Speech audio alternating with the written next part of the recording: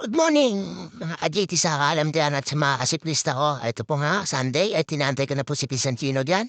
Para pumunta kami na Aguila Base sa shoutout kay SK Omar, si Omar Dimagila. At sa kumari ko si Jean Luzon, shoutout sa iyo.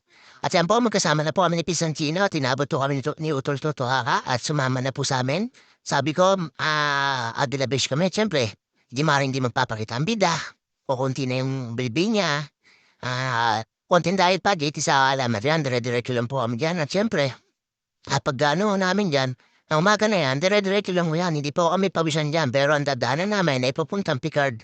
Yan po, dyan sa lugar na yan. At syempre, makikita niyo po yung munisipyo ng Los Baños dyan na bago. Kakanan na okay dyan pa Picard. Dyan po kami dadaan. At dyan po syempre, papapawis lang po. At syempre po, hindi naman pwedeng hindi kayo mapapagod dyan. Talagang chillax lang. Pagbabike namin yan at shoutout sa mga kasiklista ko na may gustong laging manakit ang katawan. Ito po kasi yung gusto namin. Magpapawis at wala ko kayong injury matatamo dahil bike lang, pedal lang. Masarap para sa amin. Mga gustong pagpapawis, pagbabike kayo po, papanik na po ako ng Picard. Siyempre, papatayin ko po muna yung cellphone dyan. Nagbabawal na teknik. At yan po, siyempre, napanik na po kami dyan. At yan po yung sa may taas na at thermognetic yun, siyempre, magpapakita ang bida. At yan po, siyempre. At ang JT sa kalam, pawis na kasi ang habaw niyan. At yan po, dire-diretso lang po kami. Nailaw pa po dyan kasi madilim-dilim pa kami pumanik. At siyempre po, ang JT sa kalam, ayun na po sa mayroon kong siko na medyo magaling na pong pumanik yan. At hindi po, nakakaalam ng JT sa kalam.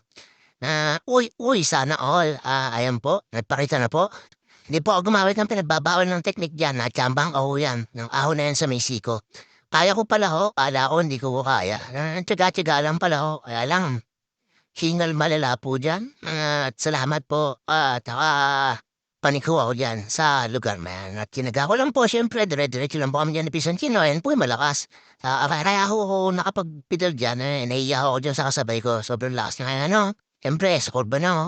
Yan naman kinunan ko. Sana all talaga nakachambas, JT, ahon, hindi gumamit ng pinagbabawal na teknik. At siyempre po, una lang po yan, pawisan na ako dyan na talaga naman tsatsagay niyo yung ahon na yan. Sayon po yung siko.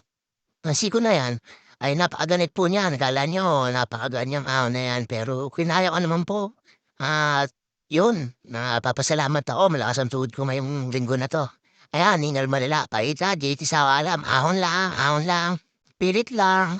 Pagka magpapakita ng kahiya. Tempo, tingin po sa camera, dito sa alam. At tempo, Pisantino, basic na basic po. Yan po, kaya po ako napapaawon. At siyempre po, after nun, ay na po, magandang tanawin sa may papuntang Grotto po na Los Baños na dire-diretso lang po kami yan. At makikita niyo naman po yung puro buntok na dadaanin namin. Mga sa alam ko po, ayan po. Siyempre, after po niyan, dire-diretso lang po yan. Lahat po ng dadaanan namin dyan, bundok. Napakasarap pong dumaan dyan. Malamig, mapag, ulan. Hindi ko kayo hingalan. Pero hindi naman ganun kataas yung mahonin na yan. Pagkatapos niyo dyan sa anong yan. At syempre po, magpapakita ang JT sa alam. Pero hindi naman pwedeng hindi magpakita yan. At syempre po, may linggo. Kailangan ng pawisan. Tempo, didiretso na po tayo ng papunta forestry. Yan po yung forestry. Para o kayo makapunta ng Aguila Base, dire-diretso lang po yan at others. Sa pagdiretso po niyan, yung dulong-dulo, meron po dung kakaliwaan, may building na malaki. At yan po yung building naman ay sinasabi ko, kakaliwaan na po kayo dyan. At after po dyan, siyempre, yung dire-diretso niyan, kakanan naman po kayo dyan. Ayan po yung, nalimutan ko yung building ng UP na yan. Sa dire-diretso lang po yan, maprasong yan. Tapos, sagbada din po sa dulo niyan, kakanan na po kayo dyan. Diyan po, pagpasok niyo dyan sa kanan na sinasabi ko ng kalsada na yan, papanila po na rin ng sinasabi kong papunta ka Aguila Base at meron pong gate doon at yun, shoutout to sa mga estudyante. Nanandyan at pa. Nakasalubong po namin yung sa taas. Kami pababa na sila papanik pa. Doon pa na rin ang punta nila sa Mount Makiling. At yan po yung sinasabi ko sa inyong kanto, kakanan po ay dyan. At after po yung makakanan dyan, dire-diretso lang po. Lalabas na po ay dyan sa gate na makikita nyo sa bandang dulo dyan ay gate. Gate papasok sa puntang Mud Spring. Peak 2. Ayan po yung sinasabi kong gate na ayun sa may kotse po na yan.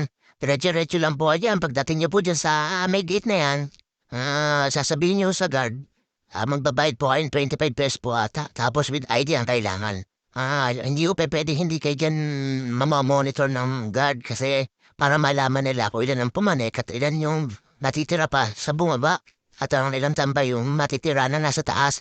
At lahat po diyan ay nagre-register. Hindi po pupuwedeng hindi kayo mag-register at hindi kayo papasukin diyan sa loob. Ayan po yung sinasabi kong gate. At siyempre po, papatayin mo na po ng cellphone. At ayun na po, nagsimula na po kami na pagkatapos namin magbayad. Peace, tsaka yung ano po nun, yung ID po namin iniwan at ayun po yung nasabi sa inyong ahon.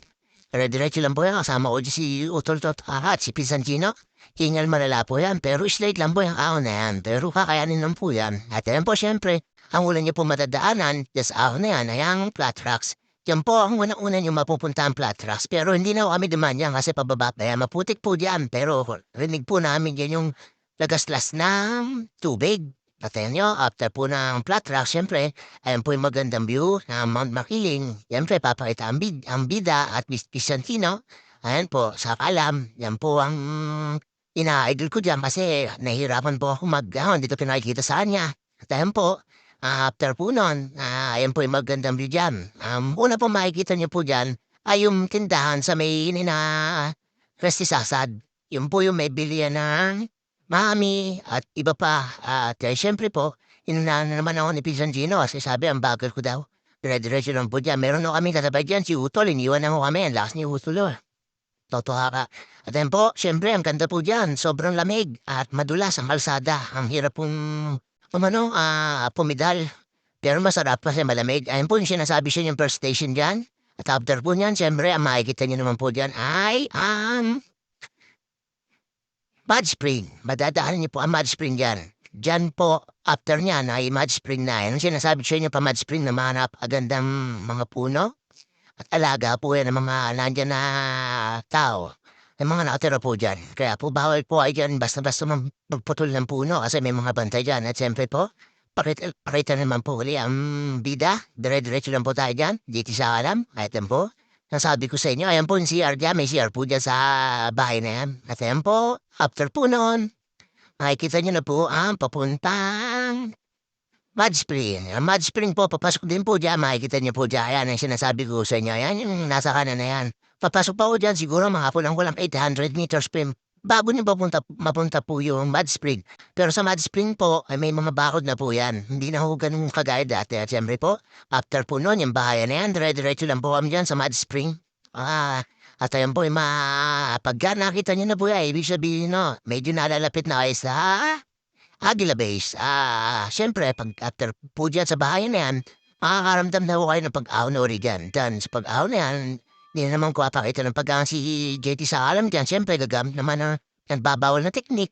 Kanina ko kasi nakachamba na ako sa pag-ahon. Kaya yan, dire-diretso lang po kami dyan. At makikita po namin dyan yung pinakamalasang PBG. Si Master Julius. Shoutout sa iyo, Master Julius. At yung batawan niya, shoutout sa inyo. Ayan po. Dire-diretso lang po kami dyan. At yan po yung ahon. At makikita niyo po dyan, may huling ahon po dyan na medyo mahirap. Pero kayang-kaya naman po. Alam po, siyempre, nagtataas-taas na naman po yung ahon yan. Pero mababa lang nag-gradient yan ahon na yan. Kakayaan naman po yan kahit sinong sikwista. Basta may pahinga. At after po dyan, siyempre, alam po, yung sinasabi ko sa inyo, done. Natapos na po namin ang Aguila Base. At dyan po, makikita po yung mga malalakas ng PBG, yung tatlo. At ang pinamalakas po si Master Julius. Shoutout sa iyo, Master Julius. Bitin ka raw sa ride, sabi sa akin ni Utol Doto. Pupunta pa raw ay ng nagkarolan. Dahil po, siyempre, dahan-dahan po dyan. At napaka-address po dyan. Ingat po mga siklista pag nawalan dyan dahil malumos na po. Natin po yung magandang place sa may Aguila Base. At ayun po, siyempre ba, nakita ko na po si Master Julius dyan. Ayan po, makikita niyo po yung pinamalakas na PBG. Ayan po, yung tatlo. Ayan na po sila. Shoutout po sa inyong tatlo. Ayan po, naka-PBG ko. Pumayag daw po sila alas 6. Nakarating po sila dyan ay 6:15. Sabi sa akin ng guard na monitor daw sila. Yung guard yan. At siyempre po, kumain po kami dyan. At ako po nagbuko. Bye-bye, mga JT Sakalang.